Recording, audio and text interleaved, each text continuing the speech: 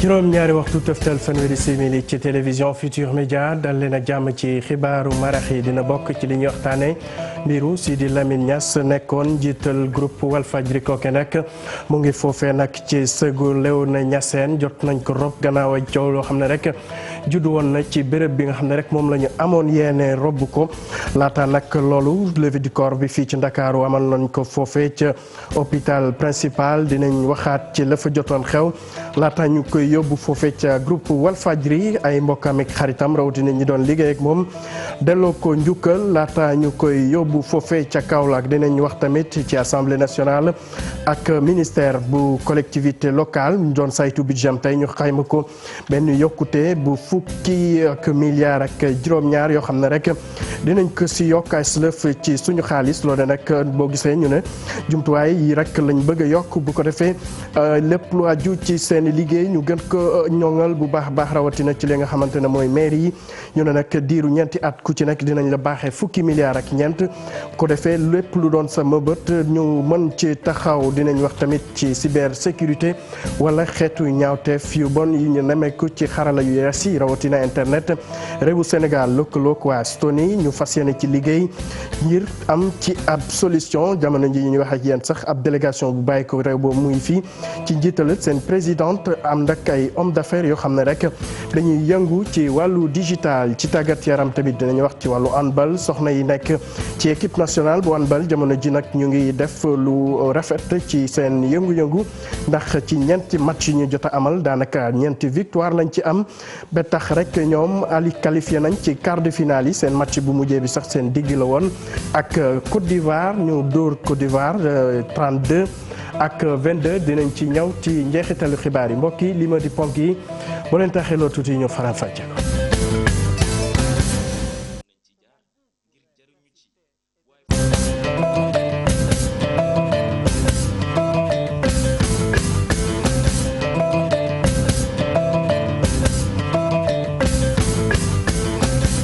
mbokk yi asalaamaaleykum daleen ak jàmm ci xibaaru marax yi nañ ko waxe woon ci ponk yi Sidi Lamine jamono ji ñuy wax ak yow Sidi Lamine Niass mu ngi foofe ci sëg yu Léona Niassène gannaaw coow li ci juddoo woon rek jamono ji nag jot nañu ko denc foofe ñuy dem rek ca diwaanu Kaolack fekki fa suñu ndaw mu ñu fa toogal mu ñëwaat ci li nga xam ne rek moo fi benoon fës ci xew-xew boobu Ibrahima gannaaw bu ñu la nuyoo ana lan lañ mën a jàpp rek ci li nga xam ne moo fi xew tey foofe ca diwaanu Kaolack. jërëjëf Ibou Diouf ni nga ko waxee noonu la kon Sidi Lamine Niass rob nañ ko fi nga xam ne moom mooy diwaanu Kaolack rawatina Léona Niassène fi nga xam ne kon moom mooy xabru bu El Hadji Ibrahima Niass doonoon xalif bu Léona Niassène te dëddu àdduna ni ki daaw. Sidi Lamine Niass nag nu rob ko ci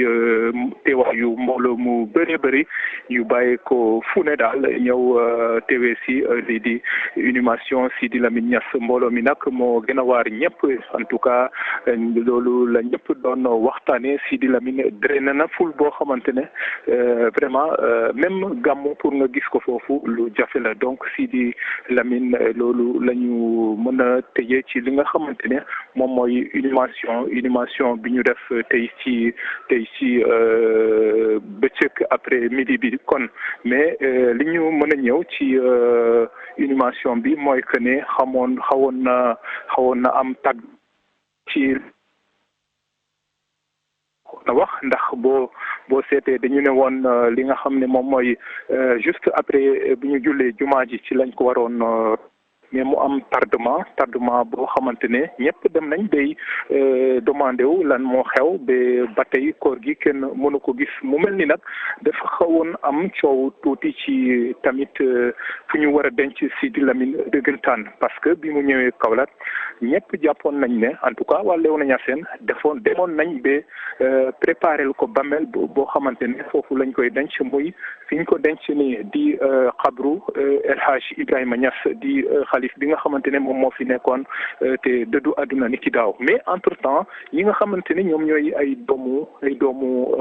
Sidi kooku di Cheikh moom dafa jàppoon ne papam tamit fee lañ ko war a rob ginnaaw bi ñu jógee Ndakaaru moom dafa jàppoon ne pour ñu rob ko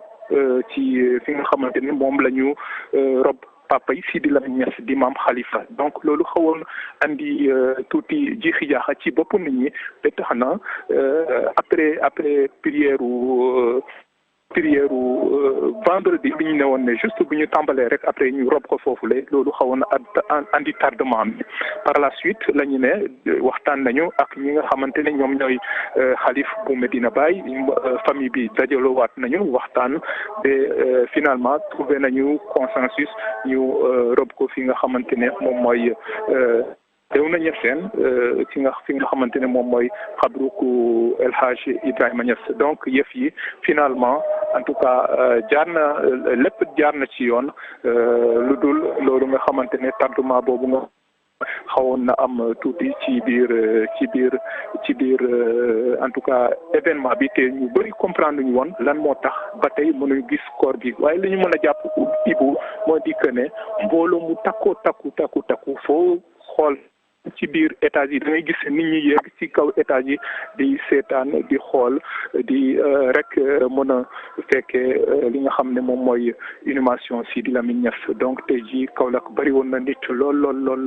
mbooloo mi jóge fu ne pour ñëw rek fekkee si li nga xam ne moom mooy robu Sidi Lamine Niass kon def nañ ko ci jàmm rob nañ ko fi nga xam ne moom mooy xabruk El Hadj Ibrahima Niass ci Léona Niassène ci teewaayu xalif général bu Medina Baye ci teewaayu xalif général bu Léona Niassène ak mbooleem ñi nga xamante ne ñoom ñoo bokk ci famille bi ñëpp d'accord nañu te finalement ñu rob ko foofule mais ñu gis lu daw yaram parce que Cheikh moom ci boppam doomu Sidi Lamine Niass jooy na fa ay jooy yu métti ci biir xabru bi mais finalement en tout cas yàlla def na jàmm ba lépp jaar na ci yoon ba alhamdulilah. Ibrahima liggéey bi rafet na foofee ca diwaanu Kaolack du ñu def dara dudul ñëwaat fii ci Ndakaaru laata ñu koy yóbbu foofee ca Léona nag fale ca hôpital principal bu Ndakaaru lañ doon amale rek levée du corps bi foofu tamit di ko Ibrahima waxee foofu ca Kaolack bëri woon na mbooloo jotuñu fa nag jéglu yenn discours yi dañ ko defee rek ni mu gënoon simple. laata rek ñuy jubal foofu nga xamante ne mooy groupe Walfadjri laata ñuy dem groupe Walfadjri rek dañuy dem hôpital principal Fat Bintou Konté teewoon na fa tey ci suba. ab levée du corps boo xam ne ci simplicité bu mag lañ ko defee fee ci hôpital principal bu Ndakaaru ñu ko décidé di autorité administrative yi bañ ca pare ki nga xam ne moom moo di doomam bi di Cheikh Niass la ñu mujj jox li nga xam ne moom moo di ab néewam Sidi Lamine Niass ñetti fan a ngi nii néewam nekk fee nga xam ne moom moo di hôpital principal bu Ndakaaru tey ci àjjuma ji la doomam ji jot nag li nga xam ne moom moo di néewam ñu fas yéene koo rob fee nga xam ne moom moo di Kaolack gannaaw bu ñu jullee julib àjjuma ba pare balaa ñu ko jox sax nag xawoon na ci am ay jafe-jafe tuuti wante ci côté ay 10 heures le cortège funèbre bi mujjee jugee fee nga xam ne moom moo di hôpital principal direction siège groupe Walfadjri foofu nga xam ne nag mbooloo mu takk moo ko fa doon xaar ngir ñu rendre ko li nga xam ne moom moo di dernier hommage moom Sidi Lamine Niass ay parents naataangoom ak i xaritam ñëwoon nañu assister ci départam bu mujj fii nga xam ne moom moo di Walfadjri moom moo la Sacré-Cœur bi nag fas yéene dem fee nga xam ne moo di këram bu mujj bee ci Léona Niassène. Fatou Bintou Konté dañuy desandi ak yow ndax foofu ci groupe Walfadjri jotoon nga fa taataan rek ay kàddu yoo xamante ne ay xaritam mbokkam ak ñoo xam ne rek jot nañu liggéey ak moom ñoom ñëpp ñooy rafetlu taxawaay bi mu am ci wàllu presse fii ci réew mi ak itam lépp lu aju ci xeexal dina ñu teewlu leen. bismillahi rahmani rahim alhamdulillahi rabbil alamin arrahmani rahim maliki yawmiddin iyyaka na'budu wa iyyaka nasta'in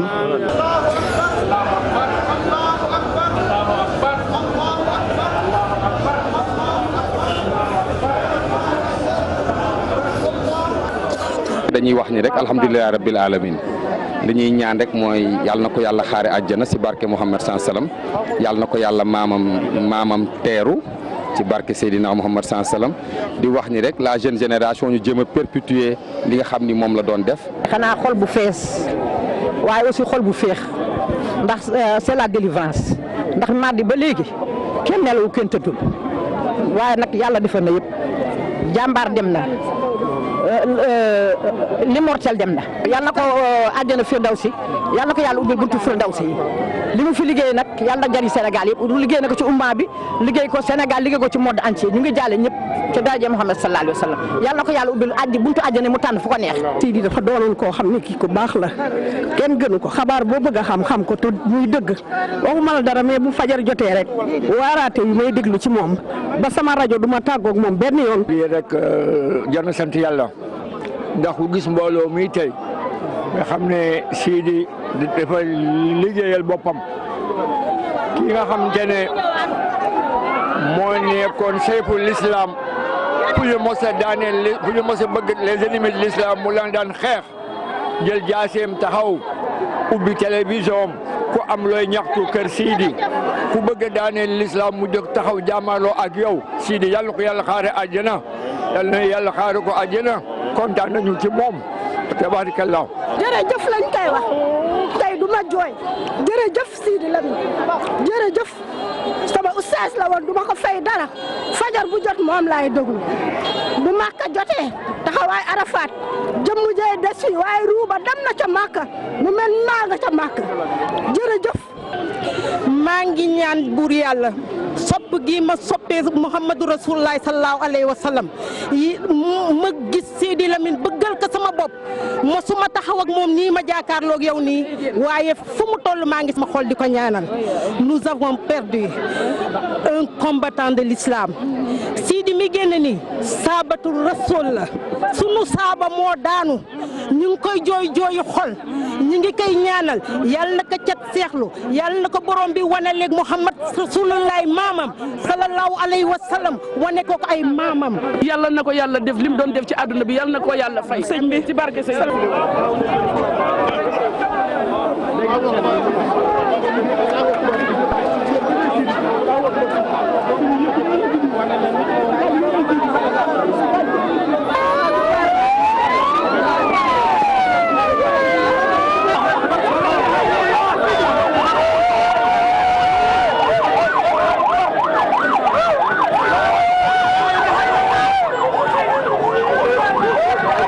mu dekkoon pàcc bu yaa bu ñu jagleel rek dëddu àdduna kii di Sidi Lamine Niass ñu koy ñaanal rek yàlla teeru ko te àtte ko ci yërmandem di ko dellu di jaal askanu Sénégal yëpp ak umma islamique ñu wax ci leneen rawatina wàllu politique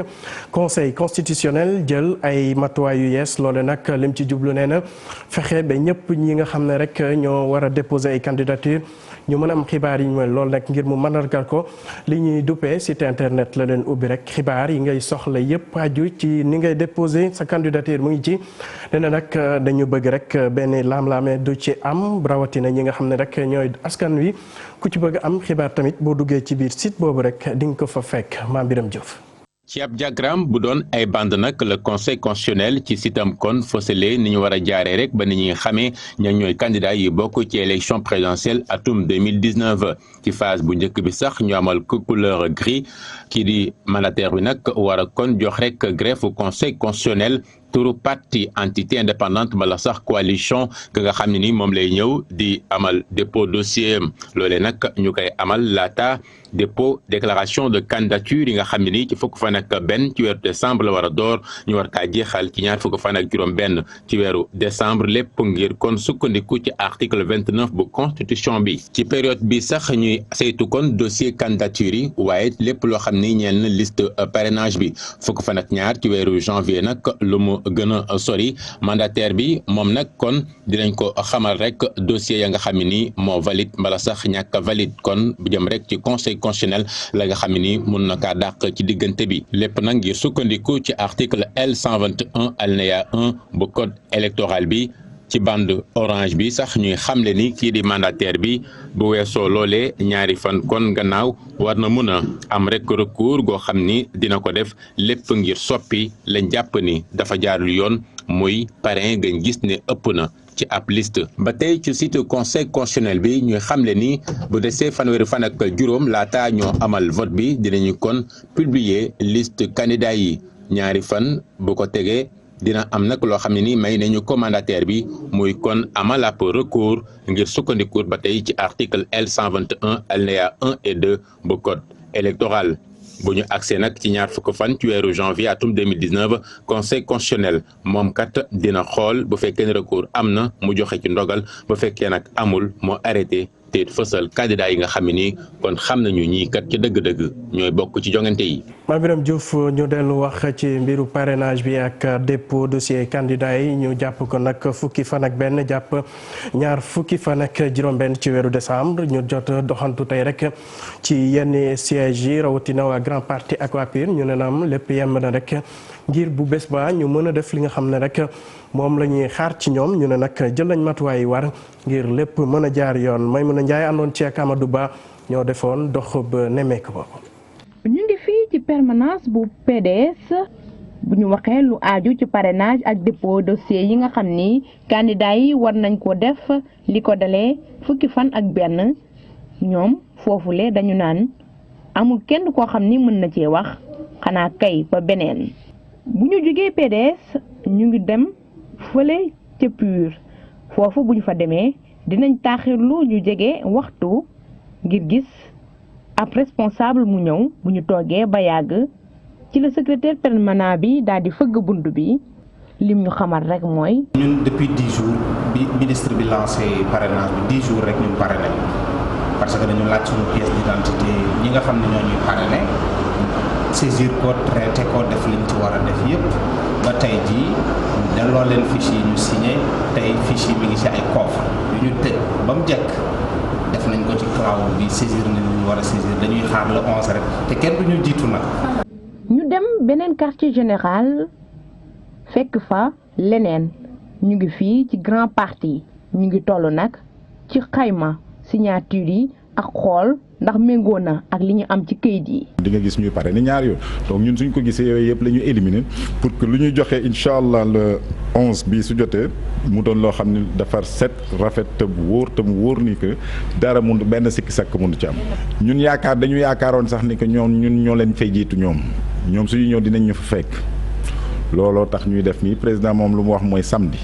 ne lépp boucler lépp ñu tëj suñuy caabi tëj suñu yëpp.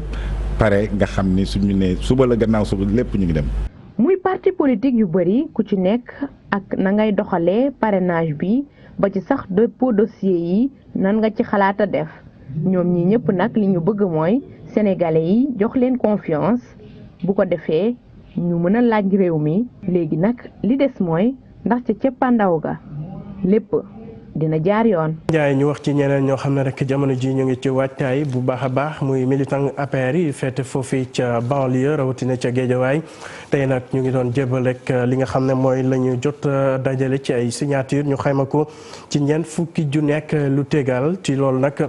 jot nañ ko jox ministre Amadou Ba nekk tamit kilifa APR foofu ca diwaanu banlieue ñu teewlu kàddu yi nga xam ne rek Lat Diop di beneen kilifa bu nekk ca diwaan ba yëkkati rek. ci jumtuwaay yi ñu jël ak seeni taxawaay ci micro ay sutukay ba. Géejawaay monsieur le ministre am nañ fa 27000 parrains xam naa ni ëpp na ko sax waaye dañ ko arrondir trier ko yeneen yi xam naa dañ ko bàyyi jotuñ ko génneel. Dakar am nañ fa 2210 parrains. Touba ci diir bu gàtt am nañ fa 4830 parrains. Pikine am nañ fa 3080 parrains. Thiès am nañ fa 1850 parrains. Thiès nag monsieur le ministre dama fay taxaw tuuti di wax mbooloo mi ne leen Thiès da nga ko war a songi.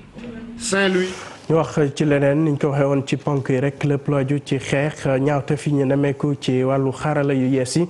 loolu nag réew Sénégal lëkkaloog waa Estonie ñu ngi ciy xalaat ay jéego loo sax moo waral seen teewaayu njiitu réew fii ci réew mi ànd nag ak délégation boo xam ne rek ay homme d'affaires la ñuy yëngu ci wàllu digital fii ci Sénégal njiitu réew mi dalal na leen foofee ca Palais ba ngir ñu waxtaan rek jëmali ci lépp loo xam ne partenariat lay doon Jafara Ba teewe woon na fa andi ceek di saprera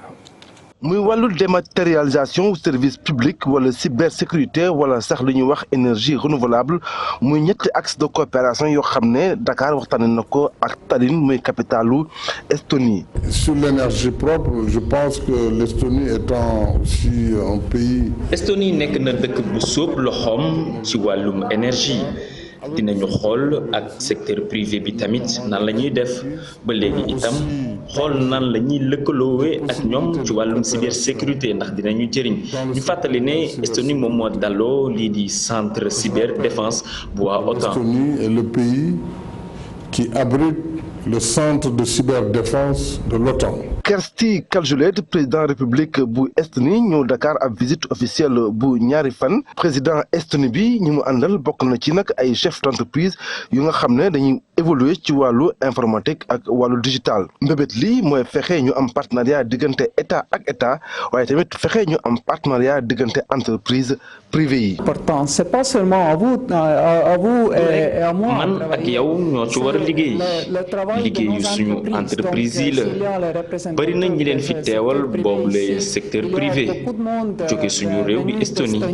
bari na ay yoon yoo xamante ni mën nañ ci jaar ngir jaruñu ci